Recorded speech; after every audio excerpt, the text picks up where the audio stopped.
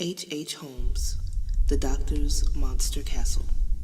The most prolific American serial killer of the 19th century, perhaps the most prolific of all time. H. Holmes maintained that he was not accountable for his crimes. I was born with the devil in me, he told the detectives who interrogated him. I could not help the fact that I was a murderer, no more than the poet can help the inspiration to sing. I was born with the evil one standing as my sponsor beside the bed where I was ushered into the world, and he has been with me since. Holmes' association with the devil began on the 16th of May, 1861, in the small town of Gilmanton, New Hampshire. His true name was Herman Webster Mudgett. The son of Levi and Theodate Mudgett, he was a descendant of the earliest settlers in the area. The Mudgetts had done well for themselves. However, by the time Herman entered the world, it was a family in decline. His alcoholic father did little to reverse the trend. Herman suffered under his father's strict discipline, which often manifested itself in violence. School brought little in the way of sanctuary, as Herman was a frequent victim of bullying. In one particular incident, which took place when he was quite young, his schoolmates forced him to touch a human skeleton at the office of the town's doctor. The experience brought about an abrupt change in the boy's character. Once the victim of bullying, Herman now became a bully himself. Moreover, he found that the experience with the skeleton had robbed him of any fear of death or the macabre. Herman soon began capturing and killing small animals in order to study their bodies. By his late teenage years, the future serial murderer had decided upon medicine as his vocation. Because he lacked the money to attend medical school, he had become a teacher at the age of 16. It was during his second posting in the nearby town of Alton that he met Clara Lovering, a member of a well-to-do farming family. After the two had eloped, Herman's new wife paid for his medical studies at the University of Vermont. But the school was not to his liking. Herman imagined a greater future for himself.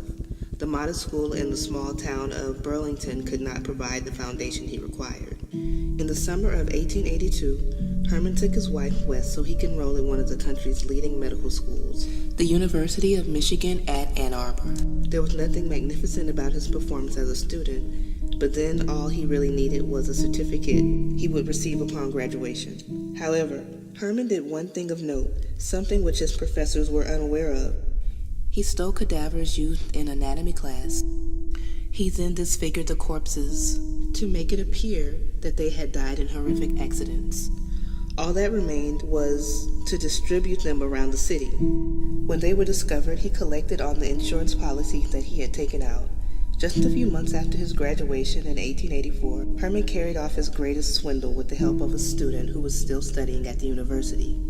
The scheming pair split a total of $12,500, after which Herman abandoned Clara and their infant son and left Ann Arbor. He then disappeared, surfacing only to cheat individuals and companies out of even more money. In St. Paul, Minnesota, he was supposed to act as the receiver of a bankrupt store.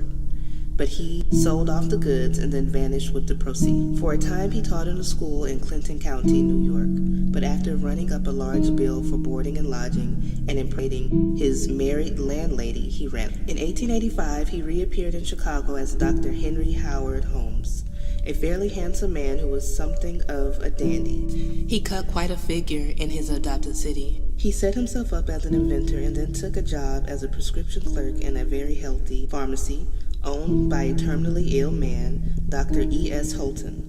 The supportive and helpful Holmes endeared him to the dying doctor's wife.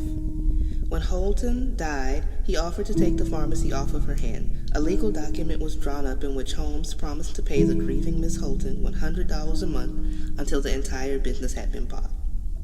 How many payments did Holmes make? Perhaps none. Shortly after signing the agreement, the doctor's widow disappeared. At first, Holmes told people that Mrs. Holmes was visiting California, but then he said that she had fallen in love with the Golden State and had decided to stay. With Holmes at the helm, what had once been Dr. E.S. Holton's pharmacy became healthier still. Chicago was experiencing a period of rapid growth, and the former Herman Mudgett took full advantage of the boom times. Within 2 years of his arrival in the city, Holmes had become a wealthy man. In 1887, he joined the ranks of the Nouveau Riches with his marriage to Myrta Z. Belknap, the beautiful daughter of wealthy businessman John Belknap. It did not matter a bit that the groom had been married before because Holmes never told his bride, nor did it matter that he was still married to Clara because no one ever found out. John Belknap provided Holmes with access to Chicago's business class, which he exploited to the full. Holmes even took advantage of Belknap himself by forging the old man's name on a number of deeds. The crime was exposed and quickly hushed up, but Holmes' relationship with Myrta was already over. Though she had just given birth to their first and only child, Lucy, the marriage had run its course. The union had not been helped by Holmes' attempt to poison his father-in-law when the truth about his fraud was exposed. What Holmes wanted with all of the property he tried to acquire is unknown. Perhaps he was looking for a place to build. In 1889, he purchased an empty lot of land on the corner of South Wallace and West 63rd Street, directly across from his pharmacy, where he began a 3-year construction project. Even as it was going up, the building was subject to much talk in the neighborhood. 1 block long and 3 stories high in height, the building's dominating presence earned the nickname the Castle. There was, however, another reason why the building was so often a topic of conversation. Dr. Holmes was forever hiring and firing those who worked on its construction. There were 2 reasons behind this behavior. First of all, he saved money by dismissing someone every time he found some trivial flaw. The doctor would not pay for the shoddy workmanship. Years later, investigators discovered he had not paid 1 cent for the material that had been used in the mammoth structure. Secondly, in having workers pass through what was in essence a revolving door, Holmes was able to keep the secret castle's odds and eccentric design. The ground floor of the building was conventional enough. A number of businesses were located there, including Holmes' relocated pharmacy, a sign painter, and a vendor of used magazines. However, the upper 2 stories were designed to resemble a maze. Features like trapped doors, hidden staircases, secret passages, and false floors abounded, and there were more than 100 rooms, most lacking windows. Many of the doors could be opened from the outside, and other doors led to nothing but a brick wall. Holmes completed the castle just as Chicago was readying itself for the 1893 World's Columbian Exposition. His timing was excellent. Soon, the city was swarming with tourists looking for a place to stay, and Holmes was more than willing to oblige. As well as advertising his accommodations in the local newspaper, he also offered employment to young ladies. The other advertisements he placed had nothing to do with business. He represented himself as a wealthy businessman in search of a suitable bride. Before long, the castle was being visited by tourists, unemployed women, and prospective mates. The building was once more a hive of activity, just as it had been when hundreds of workmen were coming and going. But this time around, no one was left. Many visitors were asphyxiated in soundproof chambers that were fitted with gas pipes. Others met a similar fate after being locked in a bank vault that was located just outside Holmes' second-story office. Once his victims were dead, he sent them sliding down any number of chutes located throughout the building. The bodies would end up in the castle's basement, where Holmes would strip them of their flesh. Many of the victims would end up as skeletons, much like the ones he had been forced to touch as a child. He used his standing as a doctor to sell them to medical schools. Some bodies were cremated in one of 2 gigantic furnaces that served to heat the castle, while others were simply dropped into lime pits or vats of acid. Holmes preyed almost exclusively on women, including Julia Connor, the wife of a jeweler to whom the doctor had rented a shop. Julia worked for both Holmes and her husband, and she was also sleeping with both men. The situation suited Holmes, and it seemed just fine with Julia. But then he met a wealthy Texan named Minnie Williams. When the 2 became engaged, Julia told Holmes that she was pregnant with his child. Holmes reacted to the news by killing Julia and her daughter Pearl. Julia's distraught husband trudged the streets night and day, searching for his missing family. Had Julia made a fatal mistake in standing up to Holmes? It does not seem so if the doctor's statement to the investigators is anything to go by. I would have gotten rid of her anyway. I was tired of her. The commotion caused by Minnie's arrival at the castle only seemed to intensify as time progressed. When her sister came to visit, she was seduced by Holmes, who encouraged her to sign over some property she owned in Texas. He then sent her tumbling down one of his chutes. When he married for a third time on January 9, 1984, the bride was not Minnie. How could it be? He had murdered her too. Holmes' third wife was Georgiana Yoke, yet another woman who had a good amount of money in the bank. Georgiana was under the impression that her husband was a wealthy man. After all, he had a profitable pharmacy, and he owned property in Texas and Illinois, as well as the castle. This was all true, though Holmes' fortunes had taken a turn for the worse. He had been living well beyond his means, and he was dragged down the American economy as it entered a recession. When his creditors came calling, there was little he could do. Though the doctor found it very easy to kill a woman, he had little control over a bank.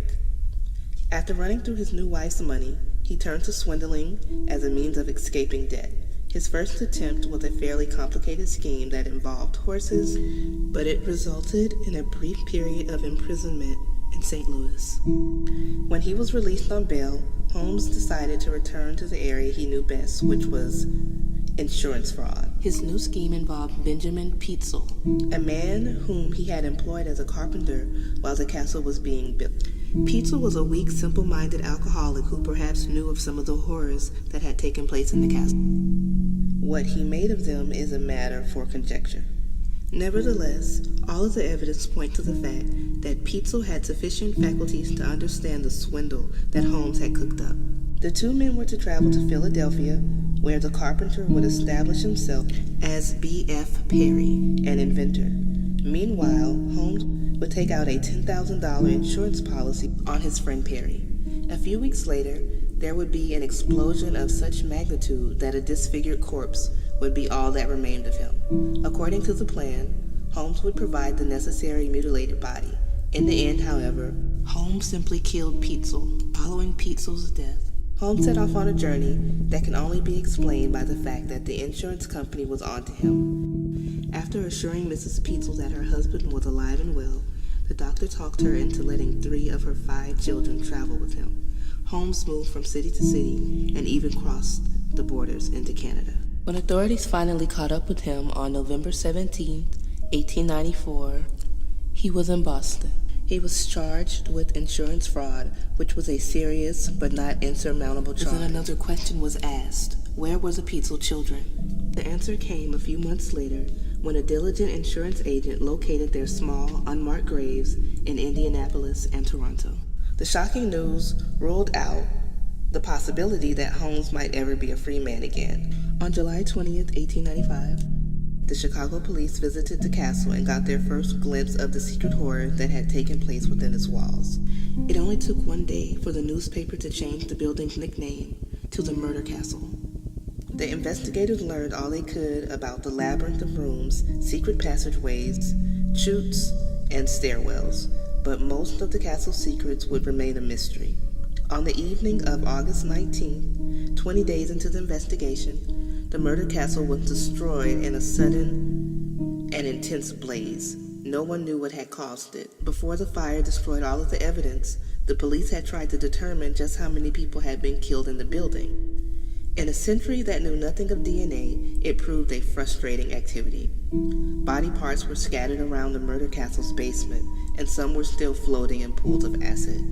Yet the investigators did notice some commonalities. For example, while some victims had been men and children, the great majority of them had been young blonde women. Though Holmes admitted to only 27 murders, the true total is almost certainly much higher.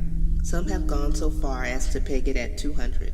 His confession was made through the Hearst newspaper chain, which had paid $7,500 for its exclusive rights. The printed statement also allowed the doctor to speak to a public that was calling for his life. Like the man-eating tigers of the tropical jungle, whose appetites for blood have once been aroused, I roamed about this world seeking whom I could destroy.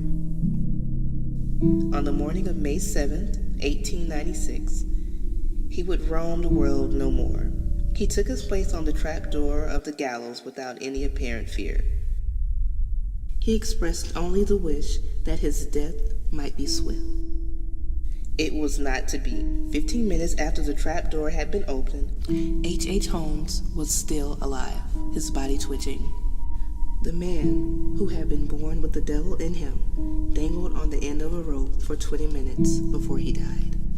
Reading from Chambers of Horror, Monstrous Crimes of Incarceration by John Marlowe.